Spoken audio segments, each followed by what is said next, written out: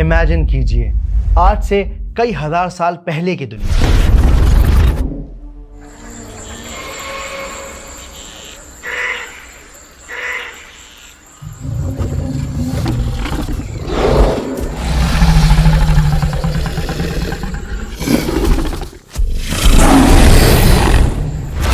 نہیں یہ ڈائناسور والی نہیں، بلکہ حضرت آدم علیہ السلام والی دنیا۔ وہ دنیا جب ہمارے والد حضرت آدم علیہ السلام اور ہماری ماں حوا کو جنت سے اس دنیا میں بھیجا گیا، تب وہ دونوں زمین پر آ کر ایک دوسرے سے جدا ہو گئے۔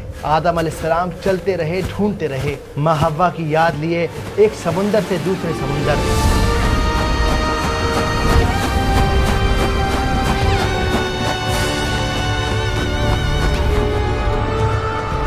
اور ایک دن ایک اونچے پہاڑ کے پاس آدم علیہ السلام نے وہ چہرہ دیکھا، وہ چہرہ جس کی انہیں کب سے تلاش تھی، وہ چہرہ جو وہ کبھی بھول نہیں سکتے تھے، ماں حوا کا چہرہ۔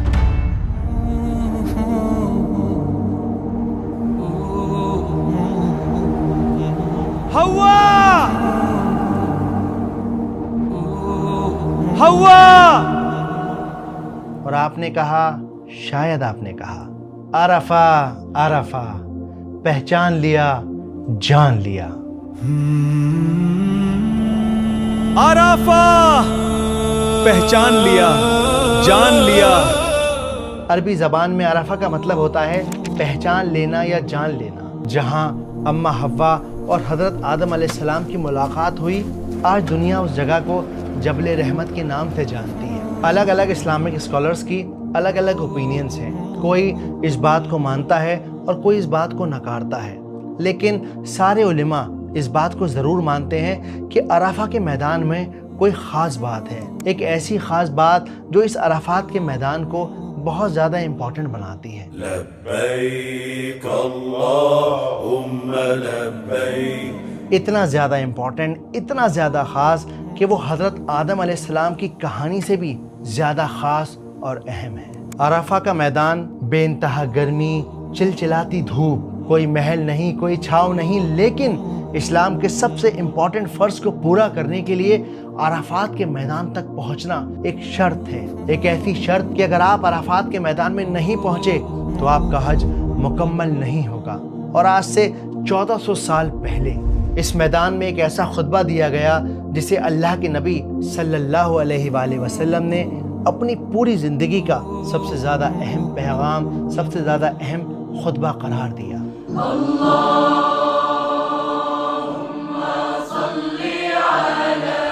اور یہی عرفہ کا وہ دن ہے جب شیطان سب سے زیادہ ذلیل ہوتا ہے، اور یہی وہ دن ہے جب رب ذوالجلال والاکرام سب سے زیادہ لوگوں کو جہنم کی آگ سے بچاتا ہے۔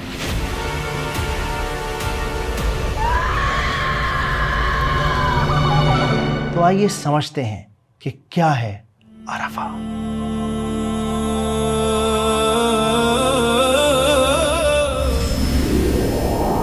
لبیک لا شریک لک۔ عرفات کے دن اور اس کی عظمت کو سمجھنے کی کہانی شروع ہوتی ہے 632 سیئی سے۔ یہ ہجرت کا 10واں سال تھا۔ پورے عربیہ میں خبر ٹھنڈی ہوا کی طرح پھیل گئی تھی کہ رسول اللہ صلی اللہ علیہ وآلہ وسلم اس سال حج پر جا رہے ہیں۔ وہ لوگ جو برسوں سے رسول اللہ صلی اللہ علیہ وآلہ وسلم کے مبارک چہرے کو دیکھنا چاہتے تھے، آپ کے ساتھ کھڑے ہونا چاہتے تھے، آپ کے ساتھ حج کرنا چاہتے تھے، وہ سب اٹھ کھڑے ہوئے۔ ارادہ بنا چکا ہوں میں رسول اللہ صلی اللہ علیہ وسلم کے ساتھ حج کرنے کا، پر مکہ یہاں سے کافی دور ہے۔ مجھے فرق نہیں پڑتا کہ یہاں سے مکہ کتنا ہی دور کیوں نہ ہو، میں چاہوں گا تم بھی میرے ساتھ چلو۔ صحیح کہتے ہو، یہ موقع بار بار نہیں ملتے۔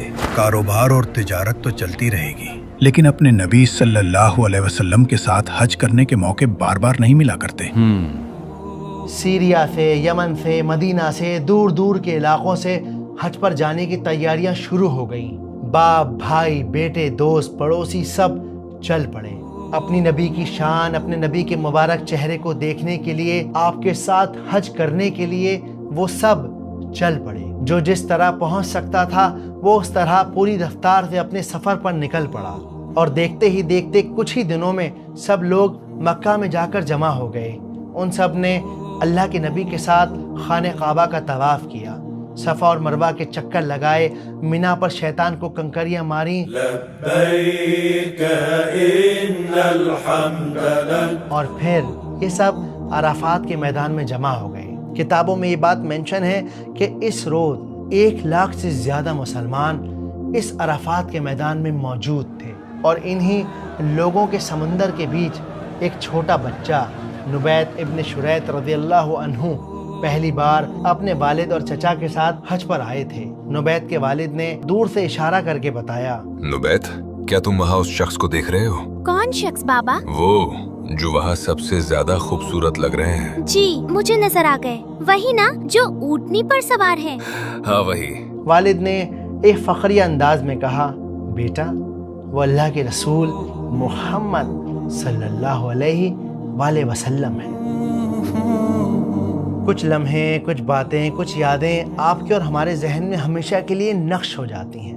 نبیت کی زندگی میں بھی یہ وہی موقع تھا جب رسول اللہ صلی اللہ علیہ وآلہ وسلم سے جڑی یہ بات ان کے دل پر نقش ہو گئی۔ نبیت رضی اللہ عنہ رسول اللہ صلی اللہ علیہ وآلہ وسلم کے مبارک چہرے کی طرف دل بھر کر دیکھتے رہے، اور کچھ دیر بعد آپ صلی اللہ علیہ وآلہ وسلم اپنی اونٹنی پر سوار ہوئے تاکہ لوگوں کا یہ ہجوم آپ صلی اللہ علیہ وآلہ وسلم کو دیکھ سکے، آپ کی بات کو سن سکے۔ حضرت عباس اور حضرت علی رضی اللہ تعالی عنہ اس بھیڑ میں کھڑے ہوئے تھے تاکہ رسول اللہ صلی اللہ علیہ وآلہ وسلم کی آواز کو دور دور تک پہنچایا جا سکے۔ اور پھر آپ نے لوگوں کی طرف دیکھا اور کہا کہ اے لوگوں، میری بات دھیان سے سنو، شاید یہ ممکن ہے کہ اگلے سال تم سے ملاقات نہ ہو سکے۔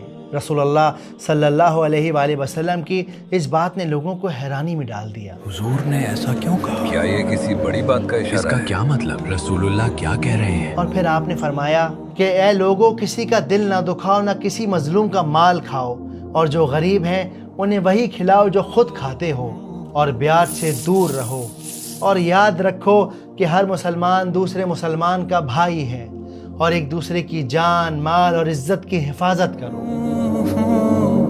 اور پھر اچانک آپ کی آواز میں ایک درد امڑ پڑا، اور آپ نے کہا کہ عورتوں کے معاملے میں نرم رہو اور اللہ سے ڈرو، کیونکہ تم نے اللہ کا نام لے کر انہیں اپنے لیے حلال کیا ہے، تو ان کا حق نہ کھاؤ، ان پر ظلم نہ ڈھاؤ، اور عورتوں پر یہ فرض ہے کہ وہ اپنے شوہر کے ساتھ وفا کریں، اور دیکھو بھٹک نہ جانا، میں تمہارے لیے اللہ کی رسی کو چھوڑے چلے جا رہا ہوں، اگر تم نے اس رسی کو مضبوطی سے پکڑے رکھا تو دیکھنا کبھی ٹھوکر نہ کھاؤ گے۔ اور پھر اللہ کے نبی نے کہا کہ اے لوگوں، یاد رکھو میرے بعد کوئی نبی نہیں اور تمہارے بعد کوئی امت نہیں، لہٰذا اپنے رب کی عبادت کرنا، 5 وقت کی نماز پڑھنا، رمضان کے روزے رکھنا، خوشی خوشی اپنے مال کی زکوٰۃ دینا، اپنے پروردگار کے گھر کا حج کرنا، اور اپنے حکمرانوں کی اطاعت کرنا۔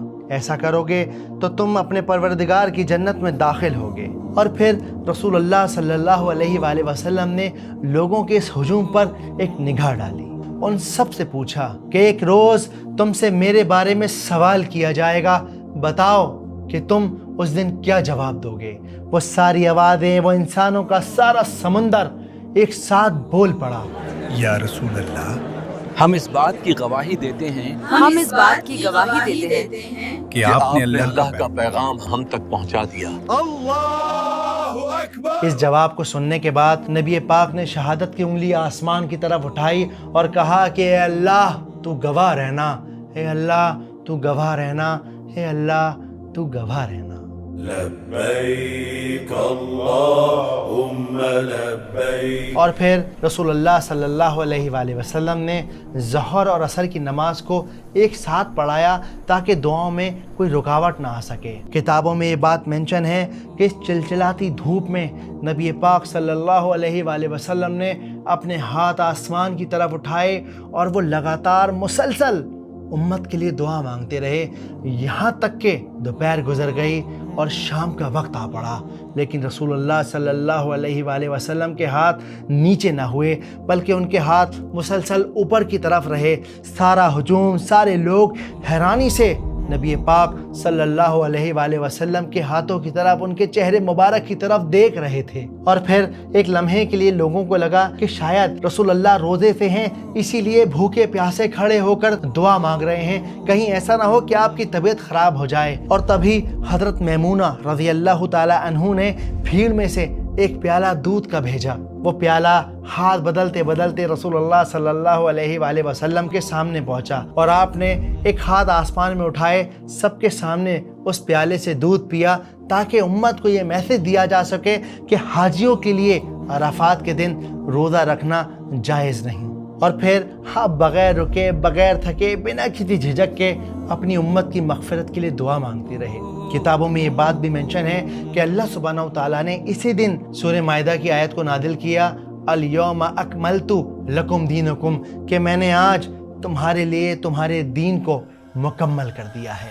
In Surah Al-Ma'idah, we have that famous verse in the Quran, one of the final verses, in which Allah says, "Today I have completed this religion for you, and I have perfected my favors upon you."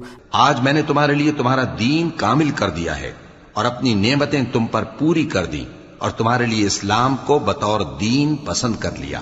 اس آیت کو سن کر لاکھوں کھڑے صحابی خوشی سے جھوم اٹھے، لیکن اس بھیڑ میں ایک انسان پھوٹ پھوٹ کر رو رہے تھے، وہ تھے عمر رضی اللہ تعالی عنہ۔ حضرت عمر رضی اللہ عنہ نے یہ آیت سنی تو رونے لگے۔ دریافت کیا گیا کہ آپ کیوں رو رہے ہیں؟ فرمایا، اس لیے کہ کمال کے بعد نقص ہی تو ہے۔ لا الہ الا انت۔ یہ صحابی سمجھ گئے تھے کہ اب رسول اللہ صلی اللہ علیہ وآلہ وسلم کا اس دنیا سے پردہ کرنے کا وقت قریب ہے۔ اور پھر ہوا بھی وہی کہ اس خطبے کے تقریباً 80 یا 82 دن کے بعد آپ صلی اللہ علیہ وآلہ وسلم اس دنیا سے پردہ فرما گئے۔ اے لوگوں سنو، رسول اللہ اب نہیں رہے، اور جس نے محمد صلی اللہ علیہ وسلم کی عبادت کی وہ یہ سمجھ لے کہ آپ وفات پا چکے ہیں، لیکن جس نے اللہ کی عبادت کی وہ کان کھول کر سن لے کہ اللہ زندہ ہے اور اللہ ہمیشہ زندہ رہے گا۔ تو بس عبادت کرو اس ایک اللہ کی۔ یہ سب سن کر دیکھ کر ایسا لگتا ہے نا کہ کاش ہم بھی وہاں موجود ہوتے، ہم بھی رسول اللہ صلی اللہ علیہ وآلہ وسلم کے مبارک چہرے کا نور دیکھتے، ان کے ساتھ حج کرتے، طواف کرتے، آپ کے ساتھ کھڑے ہو کر دعا مانگا کرتے، یا کم سے کم آج ہم عرفات کے میدان میں موجود ہوتے، حاجیوں کے ساتھ عرفات کے میدان کی طرف جاتے، وہاں کھڑے ہو کر دعا کرتے۔ لیکن پتہ ہے کیا ہے؟ اللہ سبحانہ و تعالیٰ نا بڑا رحیم ہے۔ اس نے کہا کہ جو لوگ آج حج کے میدان میں موجود نہیں ہیں، اپنے گھروں میں بیٹھے ہوئے ہیں، وہ عرفات کے دن کا روزہ رکھیں۔ اور وہ رب ذی الجلال والاکرام اتنا رحمان ہے کہ وہ آگے آنے والے 1 سال کے گناہوں کو اور پچھلے گزرے ہوئے 1 سال کے گناہوں کو معاف کر دے گا۔ بس شرط یہ ہے کہ آپ کے روزے میں جان ہونی چاہیے، آپ کی نیت ثابت ہونی چاہیے۔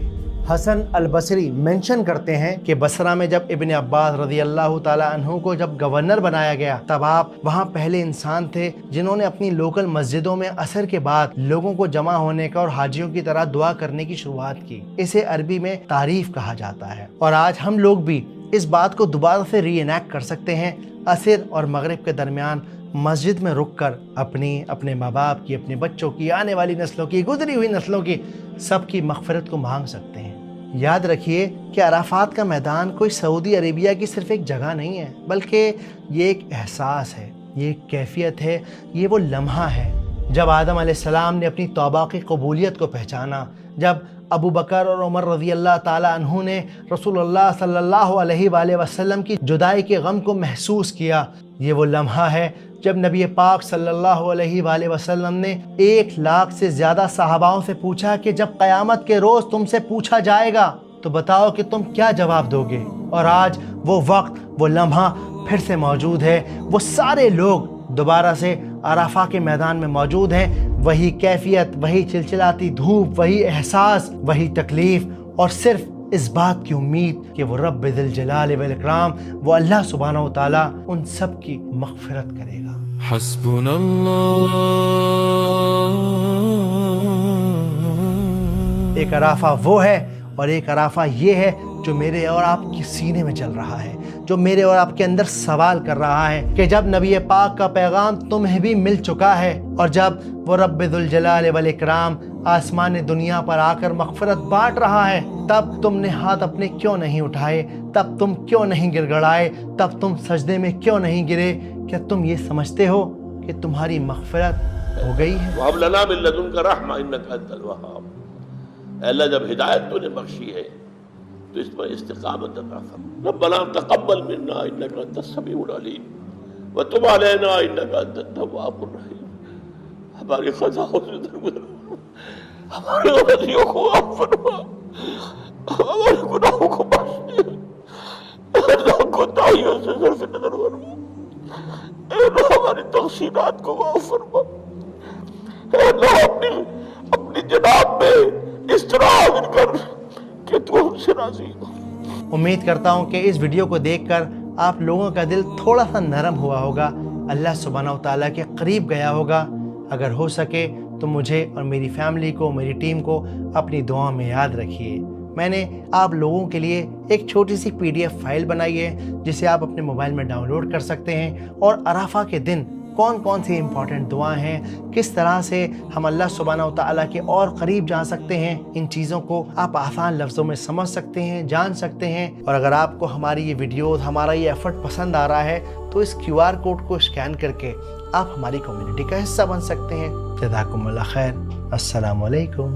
حسبنا اللہ ونعم الوکیل، حسبنا اللہ